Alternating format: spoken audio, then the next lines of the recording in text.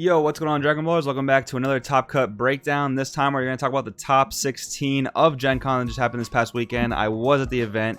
It was an absolutely incredible event.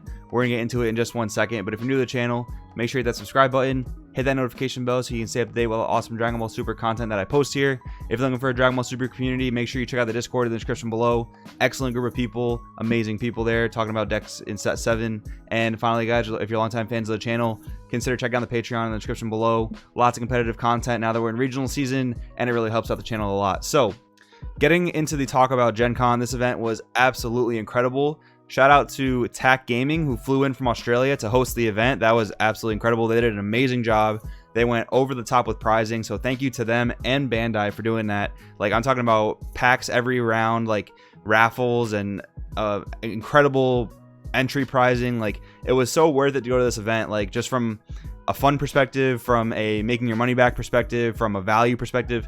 It was so worth going to this event, even if you weren't going to top, even if you weren't going to play in all the events, because whatever events you played in, it was worth your time, it was worth your money.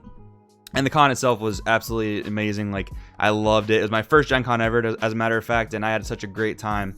It was so fun. I can't wait to go back, like, for the rest of the years going forward. Like, I'm really excited about it. Really excited to play Dragon Ball there as well. It was a really, really good time. But with that being said, we're going to talk about the top 16 of the Gen Con main event. So on Saturday, we had the main event with 71 players total. That was the single constructed event, first post ban list and set 7 tournament. So basically a brand new meta with a brand new playing field. Certain cards that were very popular in the past, Battering Laser, Achilles Zone, Shigesh, unplayable at this point. And now we have the introduction of set 7. So a lot of people have been testing set 7 online, obviously doing what they can to figure out what's good and what's what.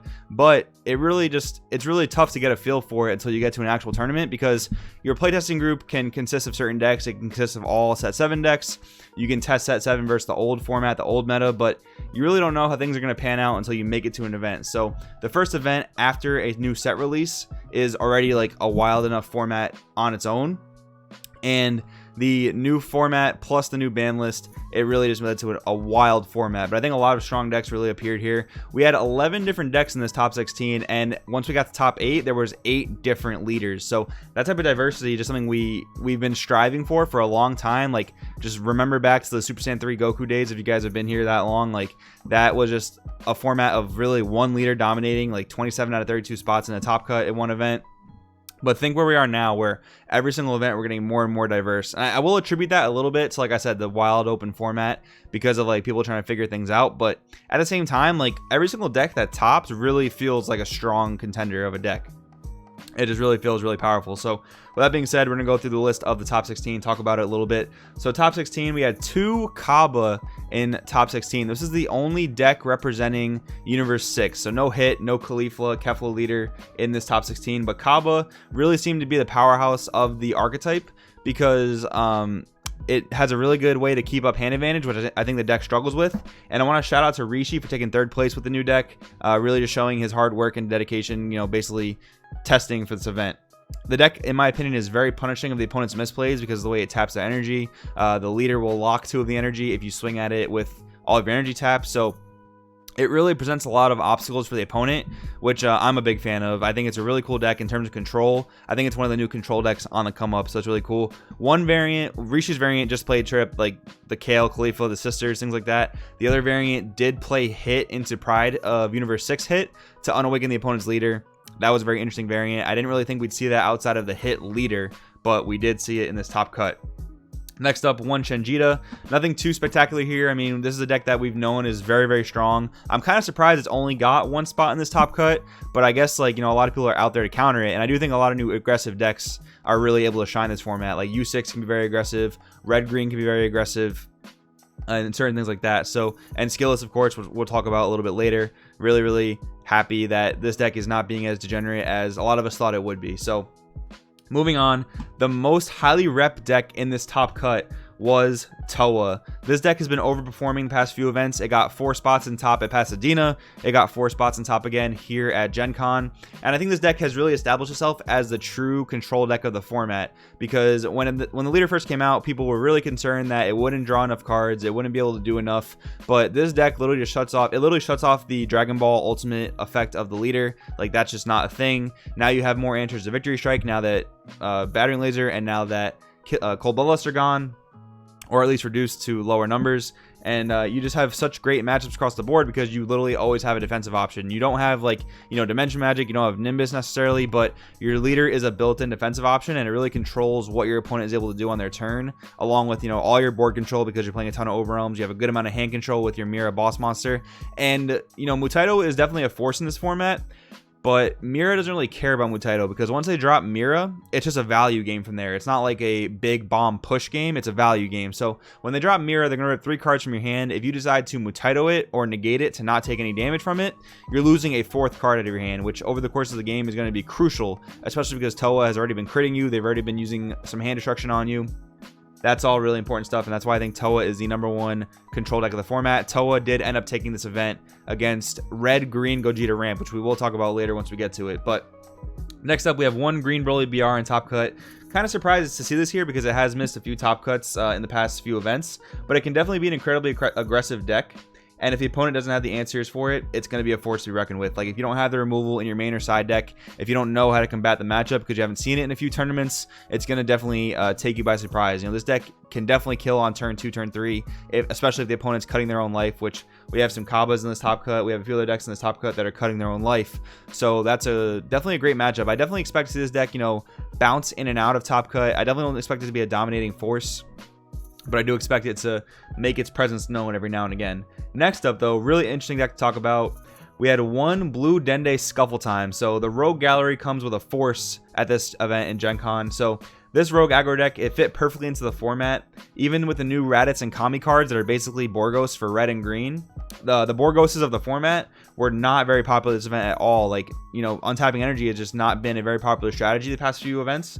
So these cards were not played in almost any capacity, except maybe in your, you know, Rogue Janemba deck. And this was a great event to play this deck at because what the Scuffle Time deck does, I have a profile on the channel if you guys want to check it out. It untaps a ton of energy to just keep making aggressive plays with wishes and just keep pushing, keep pushing. So very strong deck. It was really cool to see this deck top, especially with Assemble a Squad out. All the deck lists are on the Dragon Ball Super community group, by the way. Make sure you check that out and join that group if you're not in it already because it's an amazing place for people to talk about the game. And luckily, thank you, David Fashbinder, for posting all top 16 deck lists. You made my job a ton easier, and you made talking about this event a ton easier. So really, really thankful for that. Make sure you go check out those deck lists in the Dragon Ball Super community group if you want to see the exact cards that the players played at this event. Next up, here are your Chain Zeno. It's pretty much always going to be the 50-50 deck of the format, just like basically taking Chain Zeno and putting with whatever leader you want. It could be Vegeta Baby, it could be Pan, it could be Hirudegarn, it could be Krillin, and you're always just going to reset the advantage, you're going to reset the board. And now there are a lot more counterplays that interrupt with this, especially with Denial of Hope, I think, being the strongest one, but we don't see a ton of red leaders in this top cut. However, I do think that red leaders are very well positioned going forward, so I do think in the next few events we'll see a lot more red leaders come to light. And those cards are going to counter Hirudegarn, Chain Zeno, but the opponent's not always going to have them. They're not always going to run 4 copies of the counterplays because they are clunky-ish extra cards. So keep that in mind. I think this deck is always a safe pick to get a top. I don't necessarily think it's the best deck to win an event, though. Next up, Janemba, kind of in the same position. A lot of people expected this deck to make an appearance post-ban list, like a stronger meta appearance. And here it was, you know, 1 spot in top cut. It did top, and it wasn't Devin Butterworth playing the deck. Shout out to him. But yeah, this deck it's another kind of like 50-50 deck. I mean, a lot more decks have abilities to counter it. Toa, with such a high rep in this top cut, probably a huge rep in the entire room. You know, it just eats Janemba alive. So with Toa being so highly repped, it makes sense that Janemba was a little bit more lowly repped. So not too much to say there. 2 Skillless, both playing the blue-yellow variant. I still love this deck. I think it's one of the best ways to play the deck because you have the option to just pivot from aggro to mid-range. And I think that's a really strong pivot in certain matchups. Like in matchups where you want to absorb damage, like Scuffle Time, for example, you can just play mid-range and outvalue them. In matchups where you need to kill them before they kill you, like Shanjita or Victory Strike, you have the ability to do that. And I shout out to Tyler Rice for getting his invite playing this deck. We talked about it a lot. We actually played each other in a tournament. He beat me. Well-deserved invite. Congratulations, man. Next up, we have the 1 Gogeta Ramp that came 2nd place this event. Super cool. This was a red-green Gogeta Ramp deck, only like 7 or 8 blue cards in the whole deck. And he was playing 6-drop Babidi from like set 1 or 2 into the new Kaioken Goku. So just an insane that this deck got 2nd. I mean, another great instance like the Scuffle Time deck to play this deck because no one's really playing the answers to Veku. Like no one's playing the Harmonic Vegetas to basically reduce the Veku to 0. Height of Mastery Victory Strike did not have a very high rep at this event. No rep in Top Cut, so they couldn't really just Height of Mastery the Veku and go through it. Really, really cool to see this deck get that top spot and that second place spot as well.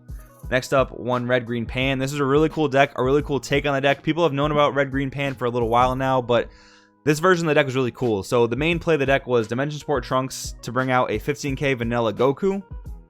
Your Pan leader would then boost it to 20,000, and then you're able to play the new Piccolo SR from set 7, where it says if you control a 20,000 power Goku, you can play it for free.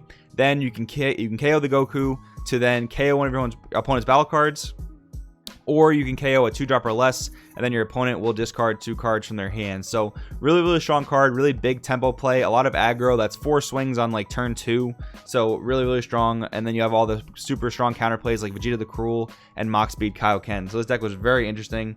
And then finally, we had the one announcer make it to top 4. Shout out to Scott Dashy, topping with announcer 3 events in a row. That's a really impressive feat for what I consider a very strong rogue deck, but even after talking with Scott, he kind of convinced me this deck is definitely a meta contending deck. You just have such powerful bomb cards. You have the Supreme Showdown package. You have the Junior package. He main decked Goku Oob, which I think was an incredible call this format, with like clearing boards of Shenron, clearing boards of U6 decks with their combo into play sisters.